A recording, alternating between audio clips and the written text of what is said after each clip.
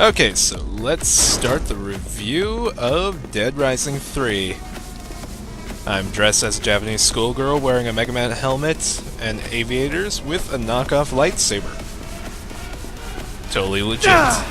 Now, if you've played any of the Dead Rising series, this game will seem very familiar to you. And personally, I played Dead Rising 1 and 2, never really got too into them. But this came with my Xbone, so I decided, you know, I'll try it. Oh, every now and then, some guy's gonna call you, tell you about some missions and stuff. You don't have to do them, but if you want to get, like, all the survivors, you'll have to. Series. Personally, I never got too into the Dead Rising series before this, just because of, you know, it's a zombie game. Yeah, they still have the X amount of days to play the game. But I think that's just a standard they could never actually factor. Yeah. Speaking of combo weapons, unlike in other Dead Rising games, you don't have to be at a workbench to make them. Have the stuff on hand to make them. I will demonstrate. First, gotta find the stuff. Alright, so, to make combo weapons, just open up your weapon wheel and, you know, press the combo. All you gotta do is just have a few seconds and bam! Combo weapon. And, you know, I would recommend when you level up you get attribute points to buy the combo categories perks, so any items in the categories to make the combo weapons. Building a car, totally illogical. Bitch, you wearing raw meat! So most survivor missions, you just have to either escort the survivor or bring them what they want. And heads up, if you're trying to get all the survivors, it's better not to have them around with you. So like, whenever I pick up someone, I usually go to the safe house and just dismiss them. Fuck you! Oh, if I haven't said this already, one of the other differences between this Dead Rising and the other ones, you can actually save wherever you want, instead of only just in certain spots. Going on about the story of the game, there's a zombie outbreak, and guess what? You have to figure out what happened and how to save everybody, while at the same time fighting off a, you know, evil government conspiracy. And there's a few plot twists I don't want to, you know, ruin for y'all, but I won't ruin it, considering this game is, you know, kind of old in today's standards, but still, I'm not that guy. Daisy, Daisy, give me your answer true. I'm not crazy. Something, I forgot the words. As much as I'm grinding on the story, it's basically the typical Dead Rising thing. At least these little survivor characters are... Shit. I gotta spell it out for you. Are, you know, well written and funny. Some of them are just hilarious. The roller hog. Steamroller on the front, motorcycle in the back. It's the mullet of all combo vehicles. And it has flamethrower. At least this was a good launch title for the Xbone. Could have been better. There are a lot of things I have gripes against it. Mostly just the story and stuff. You can kind of tell exactly what the plot is just by after the first couple chapters.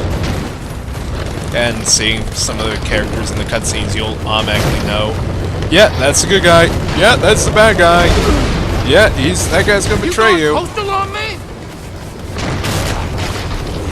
And I feel that's just because they kind of rushed the story. They just wanted to get a title out, and, you know, just use the showcase what the Xbox One could do, and granted, it shows it well. It looks nice. Just the story, it could have been a lot better. You know, Psycho missions are, you know, standard, I think, or whatever they were called in the other Dead Rising games. They're basically, you know, world boss fights. Nervous. This guy always reminds me of, like, the guy from Hangover. Yeah, so the Psycho missions, you just... There's some witty banners, something funny about them. Shows why they're like this, or what they're doing. This is actually the most annoying one. Get out of my house! No! Also, one thing you'll notice while playing this game, Nick doesn't really kill the psychos. Holy shit. A lot of times it's just inadvertently killing them. Either they'll kill themselves or do something that actually leads to their death, or something like that. And yep, in a nutshell, that's Dead Rising 3. It's a fun game. Granted, could have been better, but not bad for a launch title. I would have liked to see them do a little bit more stuff, maybe change up the story a little bit more. But it's not horrible, but not great. As for my review for it, I would give it a, let's just say, 3.5 zombie apocalypses out of 5. That might be a little harsh, but there's, you know, the story, and also one thing I really didn't mention, but I probably should. The Kinect mic. It kind of gets annoying in the game.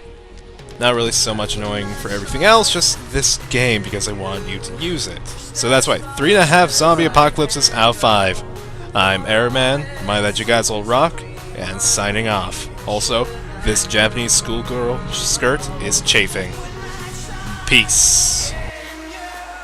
Thanks for watching my review. I hope you liked it. If you did, click on that like button like there's no fucking tomorrow. If you liked my video and you want to subscribe to my channel, click on me. And if you want to see any more of my past videos, click on one of them. The link should be working. If not, just go to my channel. Also, check out my links in the description below to see my Facebook, my Twitter, and my Twitch. And watch me live play video games on nightly and a couple times a week during the day. Now, this is Airman, telling that you guys all rock, and signing off. Bye. Make it super fucking hard. I highly recommend it, and I rate this game hard as balls out of 5. And it's an ostrich. Yeah, you heard me right, a fucking ostrich. And when you click on the map, it'll just auto take you. Onward, my mighty ostrich. I trust in you, just as far as I can go.